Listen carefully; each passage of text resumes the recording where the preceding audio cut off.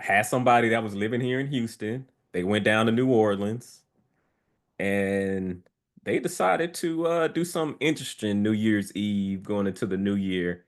And it impacted some families, man. It impacted some families. Let's hit play and then we'll take it from here. Sudden terror on Bourbon Street. There were just bodies and the screams. You cannot think about, unhear that. It was chaos and very, very scary. Everything in the car is hitting, it's getting thrown. The vehicle ran through a crowd of people. There's multiple injuries, multiple casualties. They need to canal in Bourbon. Just hours after the clock struck midnight, the driver in a pickup truck went around barricades, according to police, killing those celebrating New Year's Eve along the iconic street. At least 15 people were killed, dozens others injured. This is not just an act of terrorism. This is evil. The suspect, identified as Shamsud-din Jabbar, a 42-year-old man from Texas. So yeah, man. So this is the guy that he he rented a car from a truck from Turo.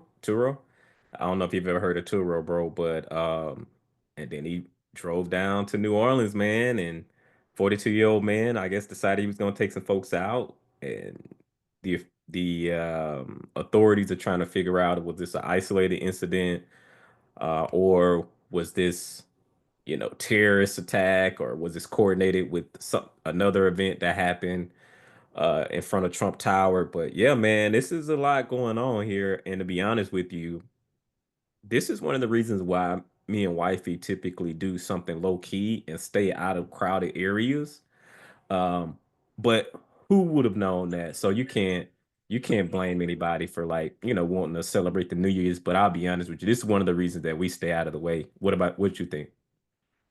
Man, it I think we definitely can get desensitized to stuff like this. Like, Yeah. because I heard the news and it was like, not like a I told you so moment, but even like my wife was telling me about the news and I was like, I see, because she's been wanting to go to New Orleans and I'm like, yeah, it sounds exciting, but it's kind of dangerous. I don't know if I want to go.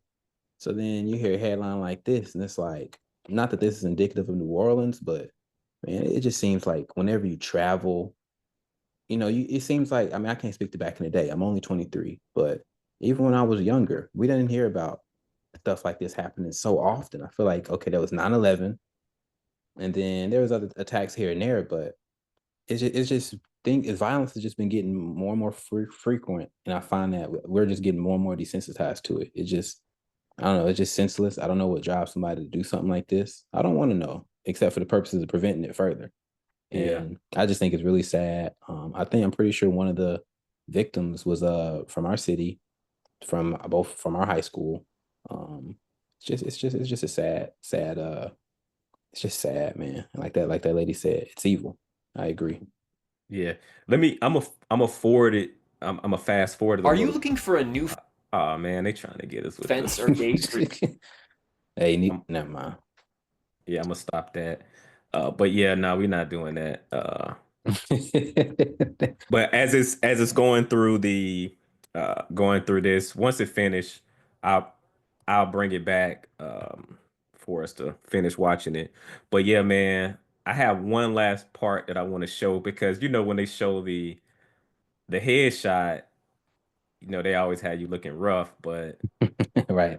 all right, so I'm showing it. I'm back showing it again. All right, so Pastor. About the man who was driving this truck that was used as a deadly weapon last night. Well, piecing together much more of a profile of Shamsud-din Jabbar, Wolf. And what we've been able to learn, we've culled from public records as well as videos and information he himself has put online. What you're looking at here is an image of him from a YouTube video posted in 2020. It has since been taken down. This video, he has titled it personal introduction. He says that he was born in Beaumont, Texas. He talks about his service as a member of the U.S. Army, so he's an Army veteran, and his work in information technology as well as working in real estate. He says in that video that serving in the military taught him, quote, the meaning of great service and what it means to be responsible. Okay, so as you can see, this is the part that I wanted to show. And if you're like, okay, man, what does this have to do with the KB Money Show? It has a lot to do with it. This, as we get into the money, this is a part of life. This happens. And as you can see, he was a veteran. He was an Army veteran. He was in real estate. I actually saw the video. It's been taken down, but I saw the video where he was marketing himself and he was in real estate. And according to the news, they were saying that he had financial troubles. So that's the part that I wanted to bring up here is, finances is real, man. And we have to make sure we're on top of our finances. We on top of our finances, and I'm gonna exit out of that. All right, but yeah, so making sure that we're on top of our finances. So like this stuff is serious, man. And if you end up in a desperate situation, I mean, to your point, who knows what the motive was, but they're mentioning him having financial issues. And so our biggest thing is like, I know you've decided to live a life of like no debt and building wealth that way, and of course investing and all the things. Not saying that has to be your journey, but we know like more debt you have, the more stress you have. Like I could tell you firsthand, when you have that stress, that knot you feel like in your stomach, you don't want to open up bills. It start impacting relationships, and you just start doing things that's just out of character, and maybe you normally wouldn't operate that way, And then you start doing, and if you get really desperate, you start doing things for money that you probably shouldn't be doing, or it just, And so the biggest thing there is, hey, we got to make sure we're being proactive with our finances, and if you need help, man, like ask for help, man. Like I think you talked about it earlier about being a lone ranger, man. Like, and if you're going through something, hey, we all go through challenges, and we all have struggle, but getting that help, whether it be maybe you need to talk to a therapist, or maybe you having some mental health issues. I know a lot of times us men sometimes like maybe we're a little bit more stubborn to it. But hey man, it's real, man. I'm not saying it was a mental health thing, but something has to be going on. Like I just don't know how you go and take some lives. Like you got that low, you had that low to where you want to take yourself out and people. Like that's just, it's not a good thing, man. It's not a good thing. Got anything you want to add as we close? The other thing too, before I pass it over to you, I was talking to a family member, and you're 100% right, because we're from Gulfport. Like I'm from Gulfport, Keon from Gulfport, Mississippi, and it was someone. I think the person was like 13, 14, I can't remember exactly how old they were, but it was confirmed that it was someone from Gulfport that was impacted and was one of those lives taken, which I was like, dang, man, that's my hometown, man. That's wild. But yeah, I'll kick it over to you and let you add your closing words on this unfortunate situation, even coming into the new year.